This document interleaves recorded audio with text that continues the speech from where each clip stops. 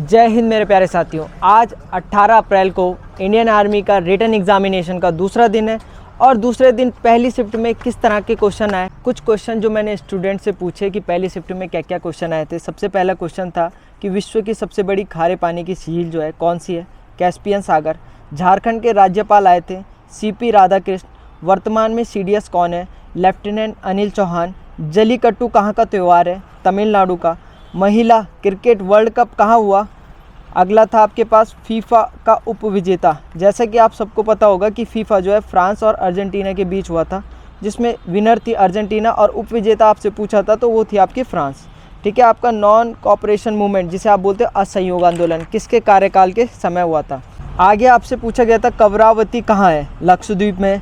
Mail के sperm पूछा गया था। फीमेल के आपके ओवरी के बारे में पूछा गया था इसमें। और आपका परसेंटेज में पूछा गया था 300 का 40 या 48% इसमें पूछा गया था। एवरेज दे रखा था 4 बच्चों का और उसमें एक व्यक्ति और आ जाता है तो नया एवरेज दे रखा था। तो जो नया व्यक्ति आया उसके एवरेज पूछा गया था आपके पास। एक क्वेश्चन आया था कि x + y = 6, x × y = 8।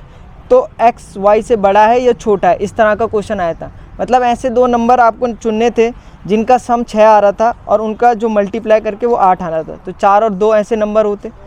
तो इस तरह का क्वेश्चन था। सिंपल इंटरेस्ट का था। SI = P × R × T formula लगाना था। साधारण ब्याज बराबर मूलधन गुणा दर गुणा समय। तो आपका आंसर आ जाता।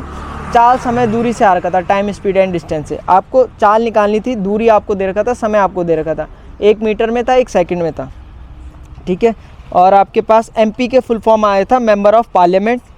आपके पास 2 क्वेश्चन थे इसके परसेंटेज के और एवरेज के आपके 2 क्वेश्चन थे भैया। रीजनिंग में आपके पास एक सीरीज़ दे रखी थी अल्फ़ाबेटिकल, जिसमें आपके अल्फ़ाबेट्स और नंबर लिखे थे और पूछा गया था कि आगे और पीछे ऐसे कौन से नंबर है जिनमें अल्फ़ाबेट या लेटर आते हैं। इस तरह से आपके पास एक बोट पूछा गया था और बोट को उल्टा करके ATBO करके लिखा था और बटर का आपसे पूछा गया था और एक फ़िल्म पूछा था। और एक लास्ट सवाल रीजनिंग का था आपका डिक्शनरी का, कि डिक्शनरी से कौन सा शब्द बनाया जा सकता था।